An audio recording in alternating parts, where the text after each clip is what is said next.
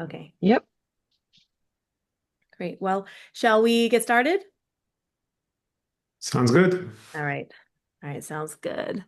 All right, we've got 46 people. Welcome everybody to the Fall 2025 Codex workshop.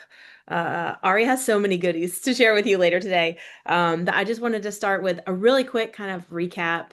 Not necessarily even recap, but I wanted to start with a little snapshot of the Codex community because it's grown tremendously. It's actually amazing to see how many participants there are in Codex and how many people who regularly use this resource and to hear all these messages from people about how Codex fits into their research pipeline is really exciting. And of course, the feature suggestions and all the comments that you all submit that go to Arie are highly valuable in the evolution of Codex.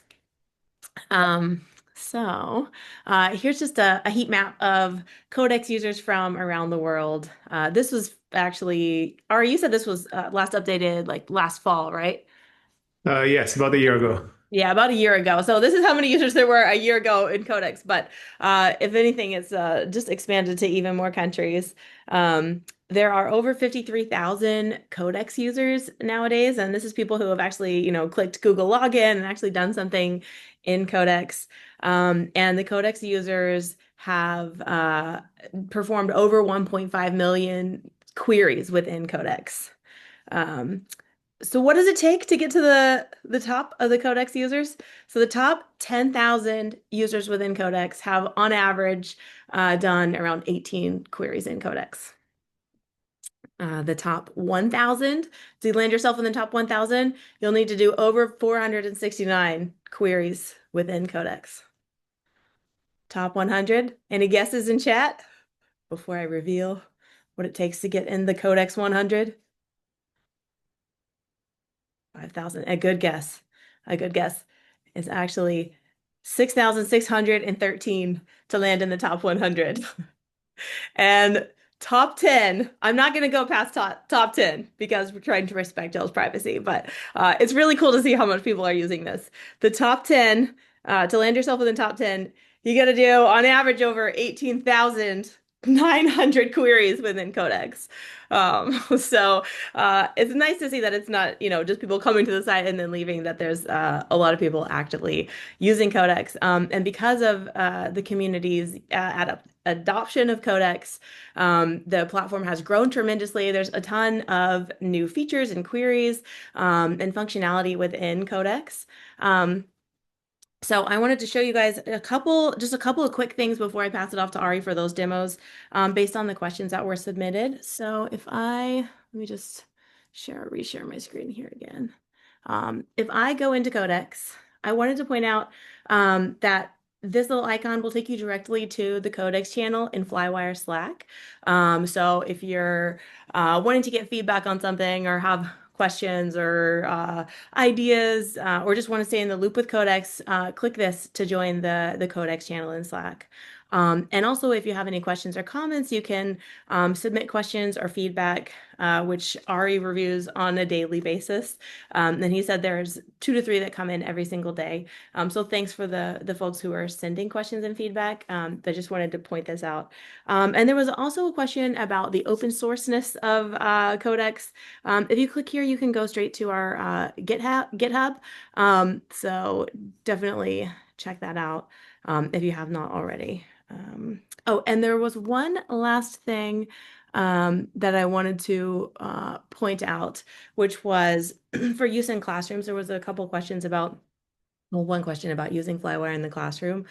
We've created FlyWire Academy, which is just a resource that utilizes Codex and the full adult FlyBrain FlyWire Connectome. And there's a set of 3 lessons plans for high school and 3 lesson plans for college. So definitely check that out if you're interested in using FlyWire in the classroom. And if you'd like to contribute to expand this education, component of FlyWire, let us know. And also feel free to give us suggestions on on what you would like to see. So with that, I'm going to pass it off to you, Ari, okay? Sounds good. Can I share? Yeah, go for it. And if you all have questions during the workshop, feel free to just type them right in chat. All right. Do you see my screen? Yep. Um, all right. So I'll go through the presentations by order of generality to more specific questions covered later on. First set of questions and requests that came through the RSVP form were all about getting started with Codex and I guess having a general overview. And I will start with that to have a self-contained full overview of the all the different tools. This is the Codex homepage. When you land here, you have your default data set that is currently behind the web page, which you can switch here through this drop-down menu. It gives you some stats about the database, and straight from here, you can start searching in the database. We'll talk a little bit about search later on. From here, you can see a few of the featured apps or analysis tools that are in the Codex right now. And then if you keep scrolling down, you see all the different data sets that can be interacted with via Codex. We have the FlyWire, FAFP, the brain, and the bank, the new and up-and-coming brain and nerve cord. We have Janilia data sets, MANSI, this is the VNC of the male Drosophila.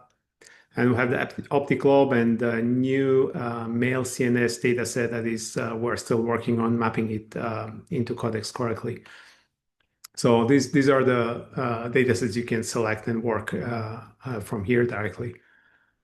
Then if we go to the search, which is the primary use case for Codex, here you can find cells based on all the different annotations that are curated. When you say, for instance, let's look for the EPG, say this set of neurons, you can see the ID of the cell here. You can see information about the neurotransmitter predictions, the size and the volume of the cell. From here, you can quickly jump into upstream and downstream partners of the cell. You can look up the opposite mirror of the cell in the other hemisphere and other cells with similar shape based on NBLAST. Then you can also look up cells that have a similar connectivity in terms of individual partners or partner types. This will take you to a list. So for instance, if we try this, this will load all the cells that have similar partner types to this cell.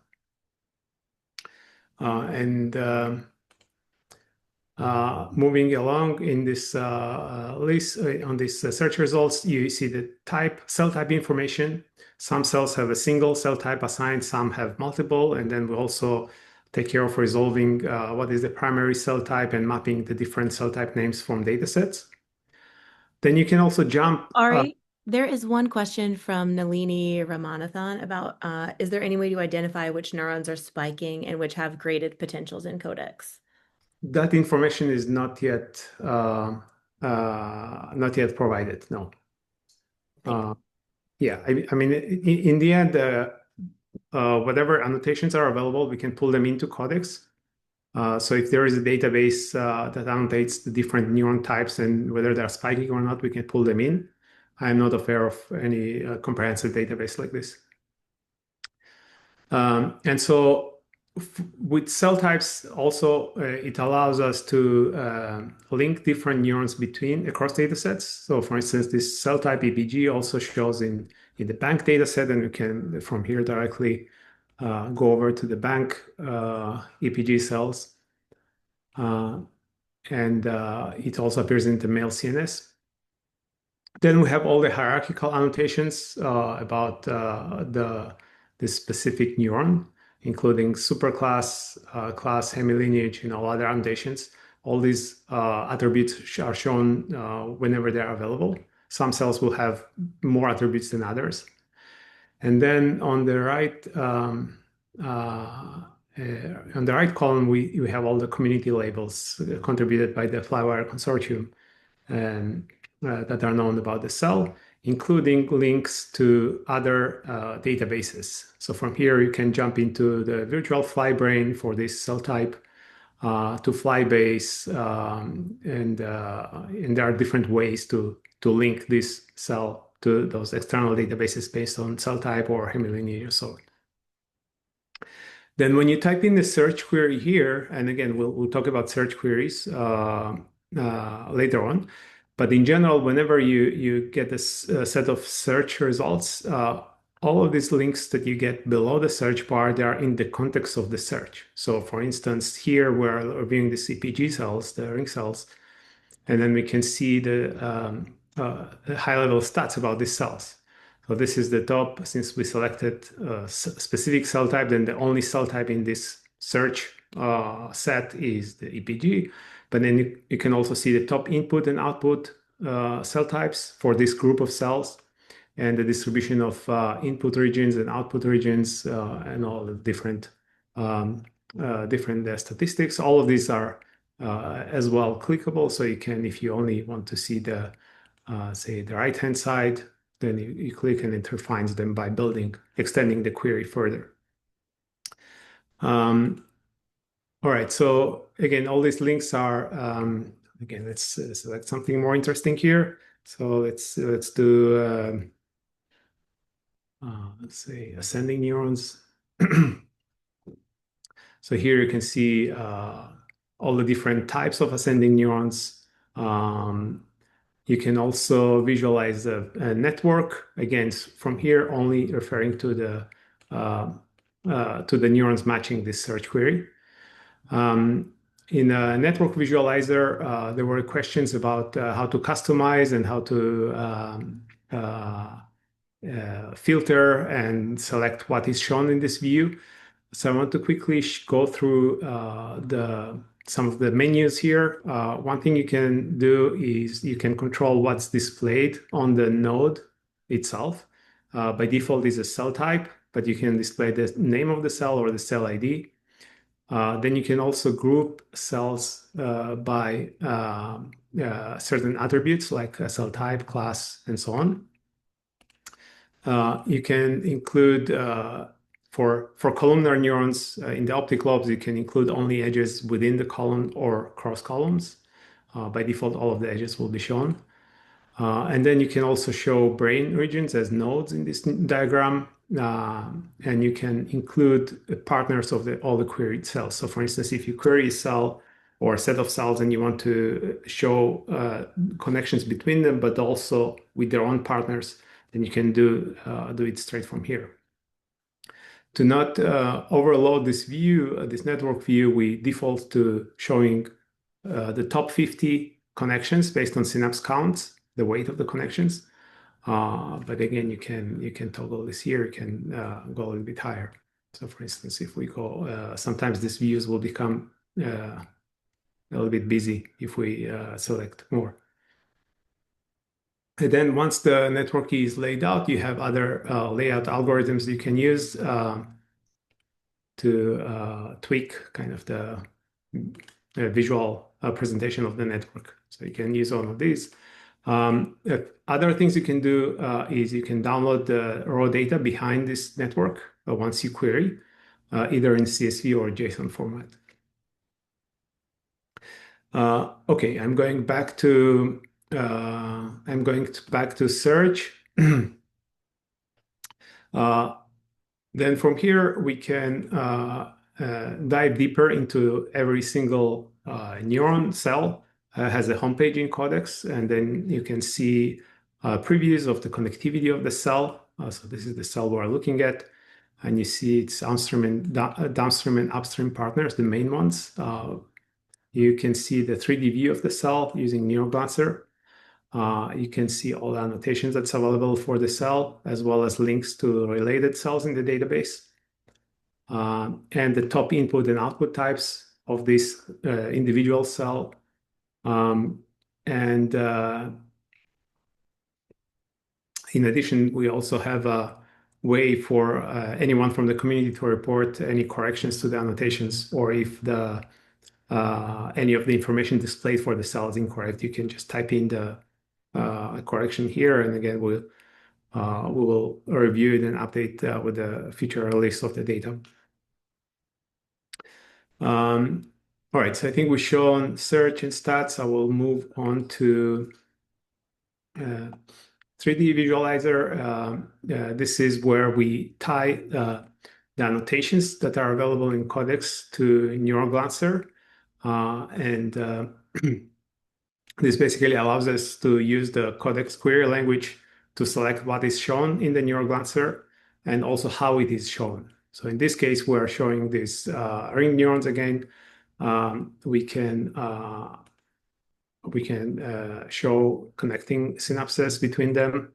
We can color them by any of these attributes. For instance, if we color them by somacide, then it will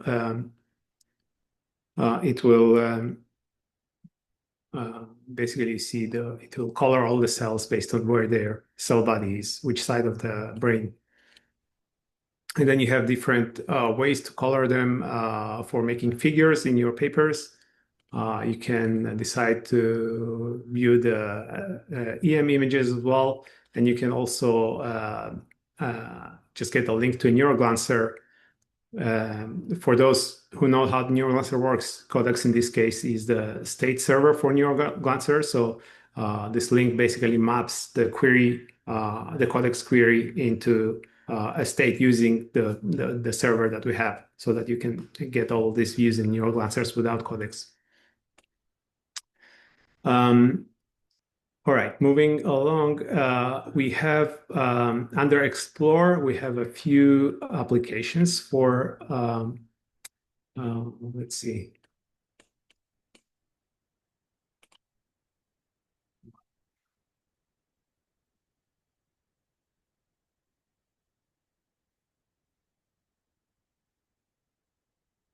Yeah, the first application is neuropills, brain regions. Here we can view all the different brain regions in the fly brain. These brain regions are listed here and they are named. You can select them. Let's say we can select only the optic lobe brain regions. These are the brain regions in the optic lobe. You can edit the selected list directly from here. And then once you selected the brain regions from here, you can get directly links to neurons that have inputs in these brain regions, or neurons that have outputs in these brain regions, and so on. There is also a useful, I think it's on this page below. There is a useful diagram showing all the brain regions and their descriptions. Arie, there's a question here from Jiu Chan. Is there a way to show neuropill information in the 3D view? I think the answer is no, but somewhat. So I think I saw this question in the responses. So now there is you can see the names of the neuropills, kind of the shorthand names of the neuropills here, and you can use them to toggle on and off. Again, it's somewhat of a limitation because the way the annotations are pulled into Neuroglancer is not dynamically, but through a file that's hosted somewhere. So there is no easy way, at least that I know of, how to show all the information about neuropills in the Neuroglancer. But you can use these controls here to select a set of neuropills you're interested in, and then it will just render them as a new state in Neuroglancer. thank you. All right, let's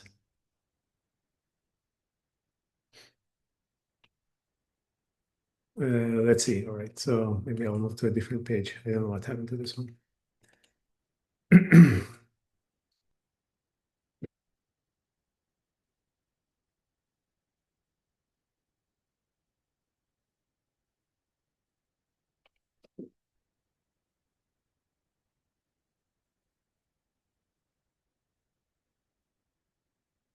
All right, I don't know what's happening. Maybe too many people now are using the tool, so it's a little bit lagging.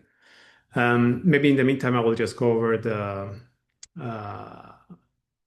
some of the questions and answers that came through the RSVP form.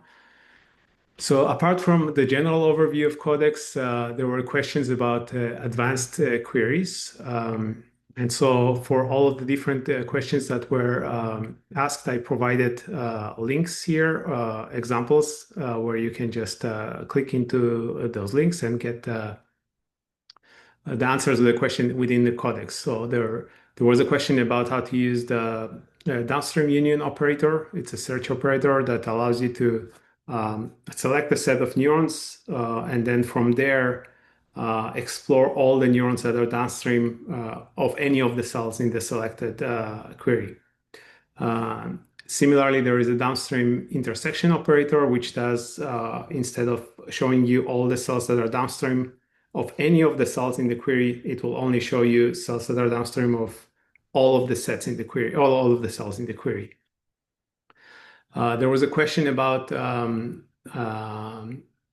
how to find the neurons that are downstream or upstream of a certain neuron and they belong to a certain class.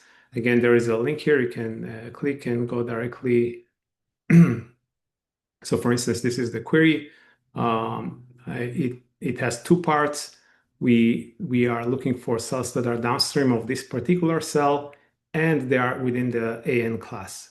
So and then we're intersecting the two. So we're only showing the matches that are both downstream of this cell as well as in the class AN.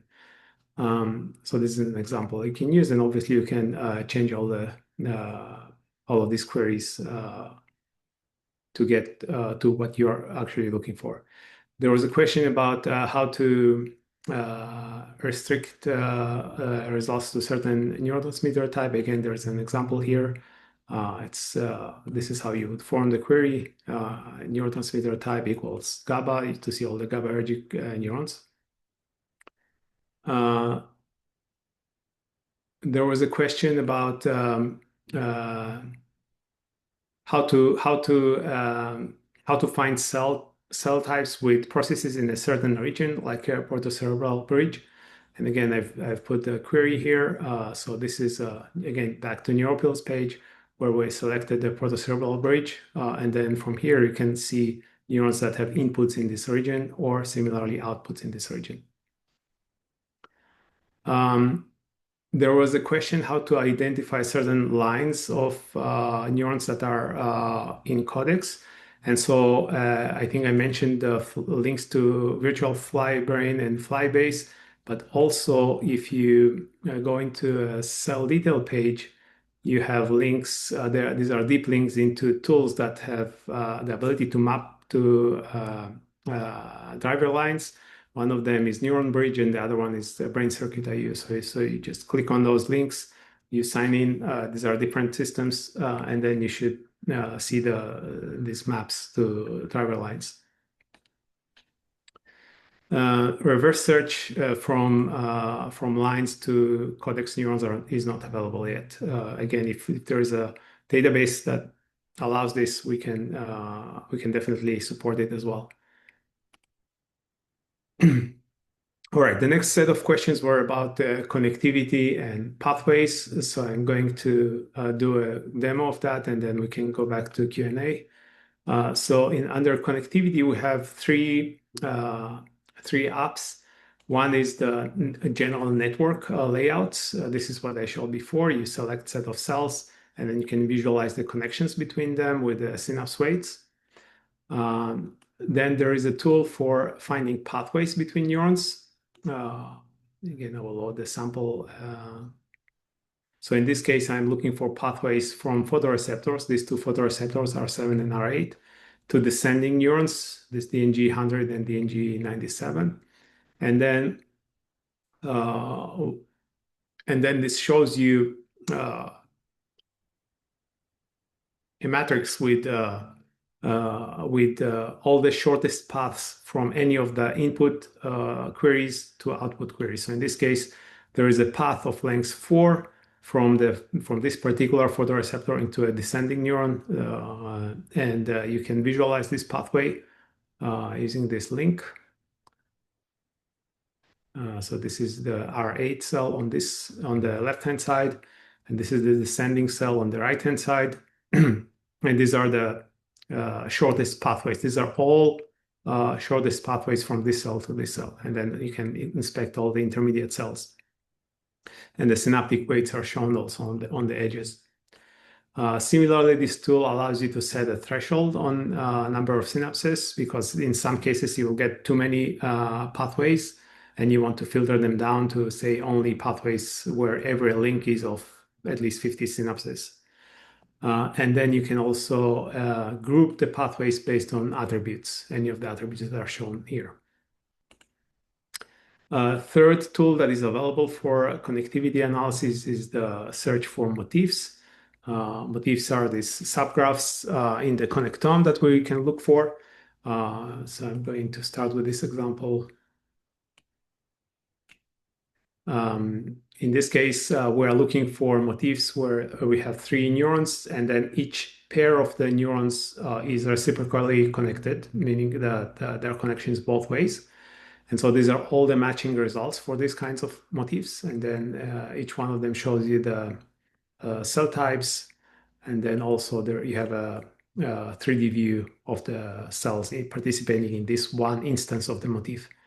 And then you can click through these examples. So here, for instance, if we want to say, if we want A to be the first pair of nodes to be connected only in one direction, and maybe the other direction should be of certain neurotransmitter type, then we can run this query again, and we should only get now these motifs where this is only one edge and this is of acetylcholine neurotransmitter type. So all these things you can, all these filters you can apply here and then run the search, and it will find the motif if it exists. Arie, there are a couple questions in chat. Yeah. The first one's from IPEC. Is there a way to download and manipulate the pathways? We can download, but I don't know what software to use to visualize it other than Codex is the first one. Yeah, there are many tools for visualizing networks. Citoscape is the one that I usually use for making figures in papers, but you can find many others. I think any of the AI chatbots will be a good place to start. And the second question is from Isla Sarel. If there are more than 10 neurons in the pathways, it shows only a 10 by 10 matrix. Is there a way to prioritize this? For example, to show those that have the shortest pathways? Right. So currently, no. Currently, no. The only way to prioritize it is to refine the queries in the source neurons and the target neurons. But we can, yeah, we need to think how to, if this is a common use case, I guess we can implement something like this. Yeah, but currently you can apply 2 filters either to the queries on the source and target nodes, or the filter on the minimum number of synapses in each link. Cool. That's it. Thank you. Okay, and then all right, so I want to Sorry, one more question. Sorry, one more question from Tony.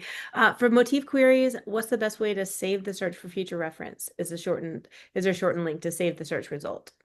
Yeah, all the links. So Codex is a fully RESTful application, means that all the links are fully described. So if you just bookmark this link or you share it with others, all the information that is in this page is saved in the link. So there is no, these links are designed to be persistent and shareable. Awesome. Thank you. I also wanted to show a little bit more the new features that we added to along with the bank dataset, the new dataset. So I'm going to jump over to the bank. In the bank is the brain and the nerve cord of the fly, of the female fly. And this is a new feature that allows you to select neurons in any of these specified body parts. These body part annotations were made available for bank. And so, for instance, I can view all the eye neurons from directly clicking on this map here. Uh, and in addition, I also wanted to mention that once you say you have a query and it matches too many neurons, you can use these quick filters to exclude or include certain annotation values. So, for instance, I have this result set that contains more than 1,000 neurons, and say I'm only interested in motor neurons out of this set. Then I can just click on this plus, and then it will automatically extend the query to also demand only superclass equals motor. And so you have this set. And then if I want to exclude, for instance, this nerve, left antennal nerve, then I can similarly click the minus and it will exclude those. So this allows you without kind of typing the queries yourself to directly filter down the results. All right, so while this is loading, I will continue with the bank.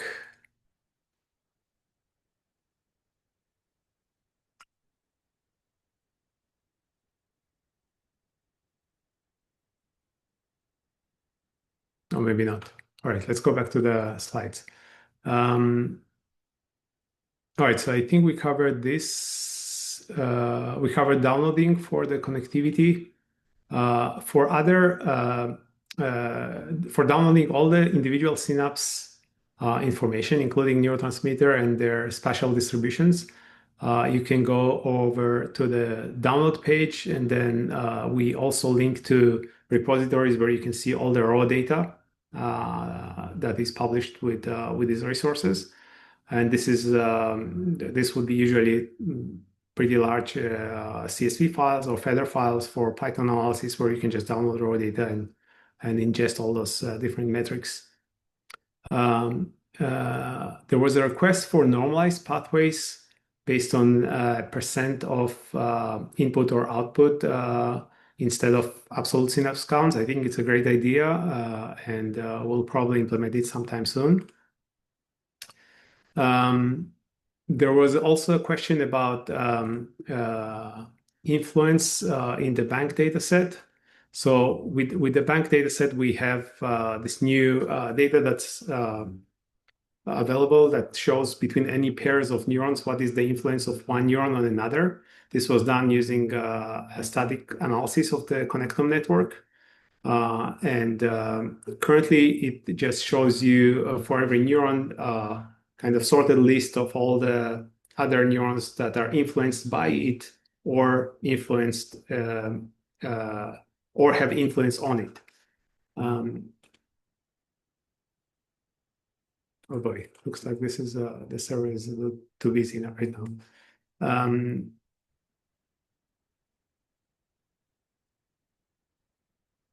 Let's see if this works. Yeah, but in general, the idea is that here, when the data is available, and this is currently only available in the bank data set, you can browse the influence of the neuron directly from here from search results. All right, I will go back to the presentation. Let's see what else was here. Yeah, there was also a question about how to interpret the influence scores. And what I recommend here is to go to the preprint for bank.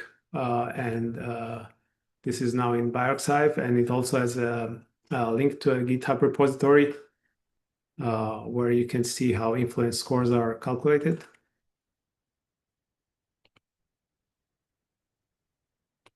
I'm not sure what's happening, but no, nothing loads. But anyway, this paper has a link to a GitHub repository where you can see exactly the calculation of the influence scores as well as additional information, what algorithm is used.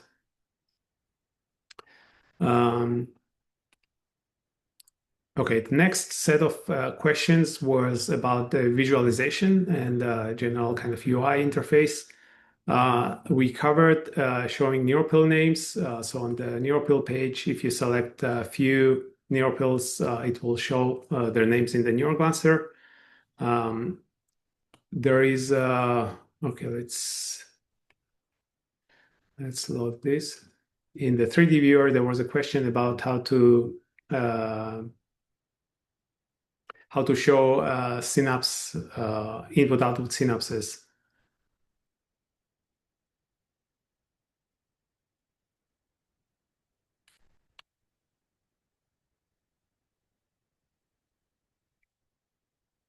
Okay, I will show it once it loads. Um, mm, yeah, I think we covered all the settings in the network widget.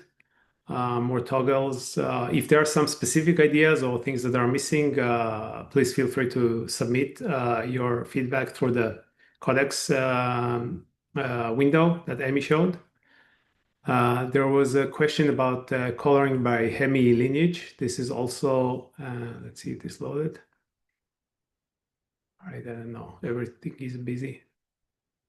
Okay, let's go over the rest of the items, and I'll get back to the demos.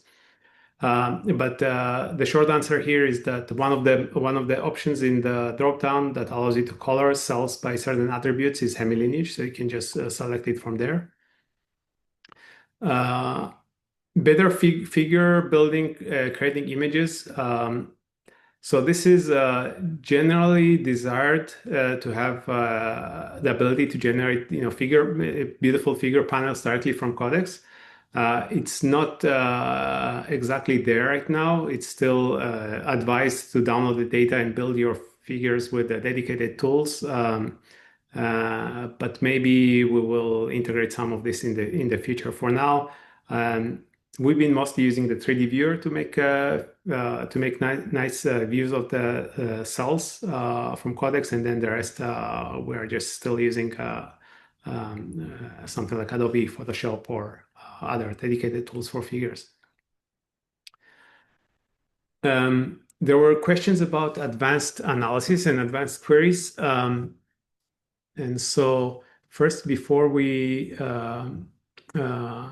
before we go into that, I want to show that if you come over to this question mark here, there is a FAQ page where there is a big section about all the different attributes that are mapped into the search index that you can search in Codex, and all the different search operators that you can use in the query language. This might be a little bit overwhelming for beginners, especially. So for this purpose, we just build this new page that will guide you through the search kind of query building. So you start with simple queries. All of these examples are clickable. So first, it shows you how you can find cells of this olfactory class. And these are the examples. This is for showing cells of certain neurotransmitter type and for certain cell type and so on and so on. And it gets more advanced as you scroll downwards. And then all the way towards the end, you have really advanced queries where for instance, we take intersection of neurons that are downstream basically two hops downstream from a certain neuron and then cross it with certain cell types. So this is a good way to learn the query language. I also want to mention that structured queries are by themselves a little bit more of an advanced feature of Codex. Most of the Codex users will just come into the search page and they will just type in free-form textual kind of any without knowing what attributes they are looking for, just type in, and there is um, there is some kind of like a autocomplete here that will help you to decide what you're looking for. So for instance, once you start typing in, you can select one of these options, or you can just without selecting, you can just type in anything, and then it will look everywhere in all the different annotations. Ari, there was one question from Mohammed Abdulaziz about just asking how to download figures from the 3D viewer. Yeah, so that's another I would say a little bit of a limitation right now. Usually, what I do, I just take screenshots. Yeah. I just set it on the highest resolution, take screenshots. Um, but there should be a way to take kind of snapshots directly from Neuroglancer. I need to research into that. I'm not sure if there is a way, but maybe we can easily edit. But for now, if you set it on a large resolution screens, usually it's good enough quality. Thanks. Um, okay, so going back to some things I wanted to demo here, there was a question about when you have a single cell, how to toggle the synapse coordinate markers. So here directly you have them bundled into these tabs in your Glancer. So these are input synapses of the cell and output synapses.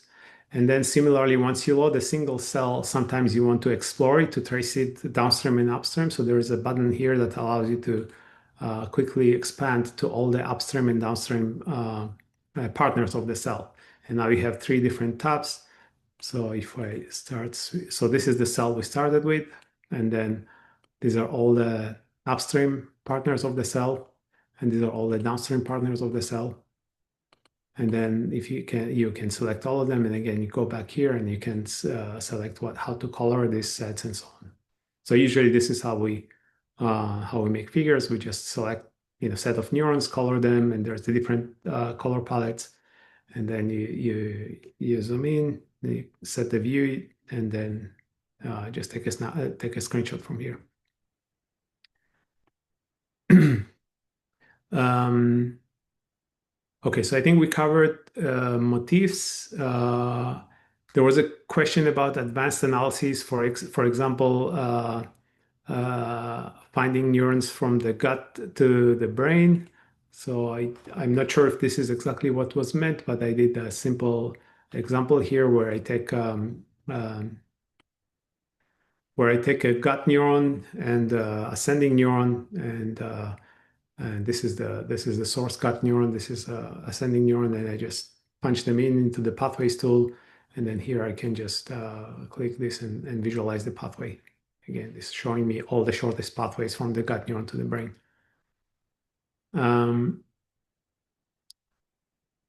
Okay, so we just showed this how to trace neurons, presynaptic and postsynaptic partners. There was a question about kind of cheat sheet of all the different attributes that are searchable. This is again in the FAQ page, and there's a new guide for advanced search queries. I do also want to mention that in search, even if you don't know the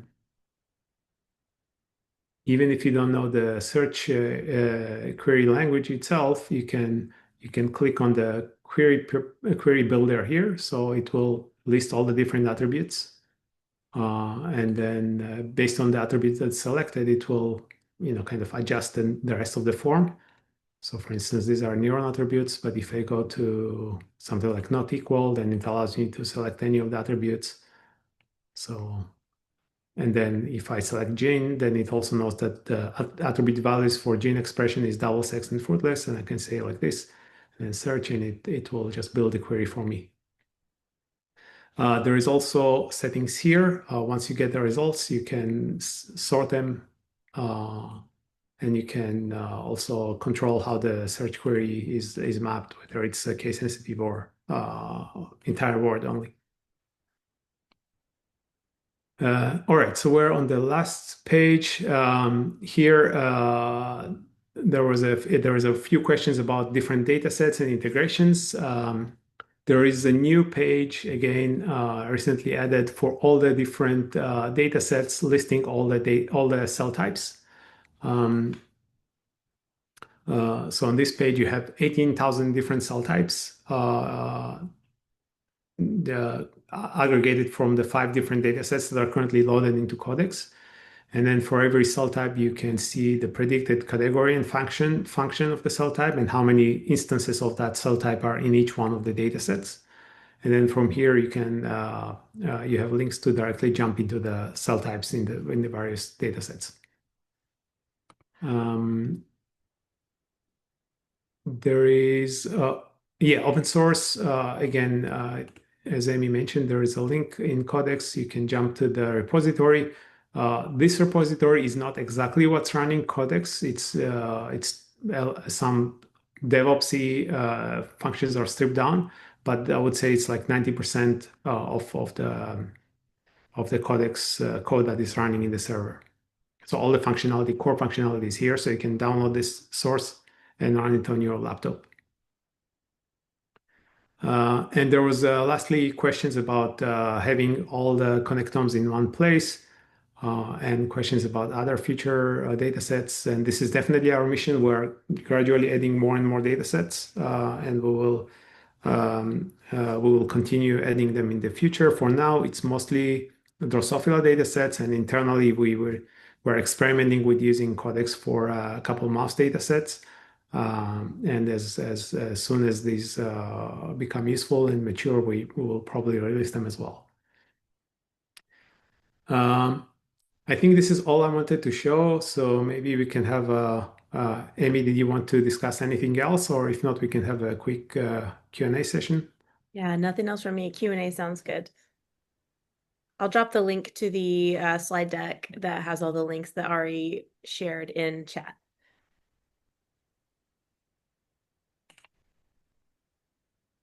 Anyone has any live question, comment, suggestion? There's one in chat, and you guys are welcome to unmute yourselves too if you would rather just say it. Catherine Carmona, is there a way to query for a subset of cells from your neuron type, say 50 cells out of 600? Right. So as I shown, when you get this when you get a set of results, you can use any of the filters there with the quick links plus and minus to filter them down. Just to select the top 50, well, like the easiest way would be just to download the cell IDs that are matching your results, and then you select any 50 that you are interested in, whether it's just randomly the top 50 or anywhere in between. But there is no kind of direct way to cap the number of matching results to a certain amount.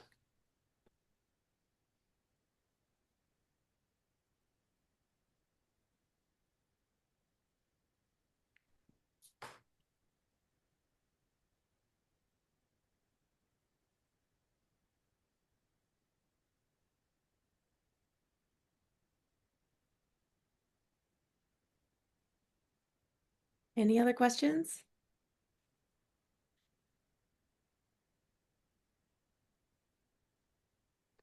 Maybe anyone wants to share how they use the tools in Codex for their research.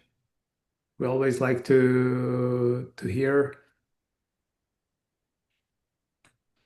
and understand the way these tools are used.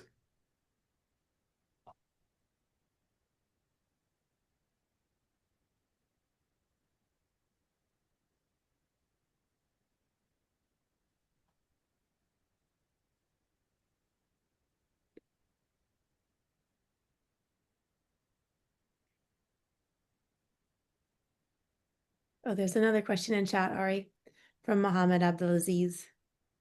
Is there a way to query neurons based on differential gene expression?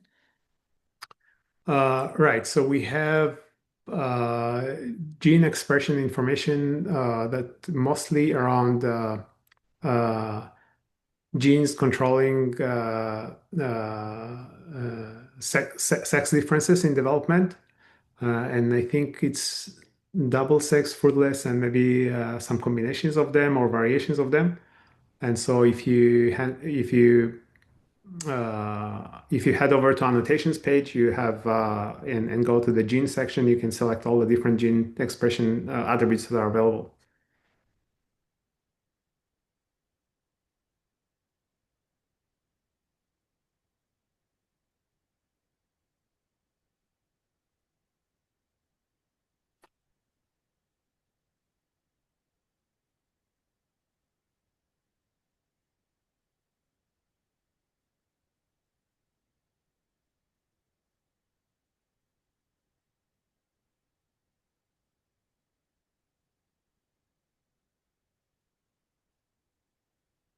All right, so maybe if there are no more questions, we can share the link to the presentation. There are live link, there are examples in the presentation where you can just click around and see them in Codex directly. Um, and I think we planned for next workshop to have overview of comparative connectomic tools that are currently used internally, and we plan to also expose them in Codex. Uh, and maybe we can discuss those tools next time. Awesome. All right, the link to the slides is in chat. Thank you so much, Ari, for Thank you. Thanks, Amy, and thank you, everybody. yeah, and thank you all for joining. Bye.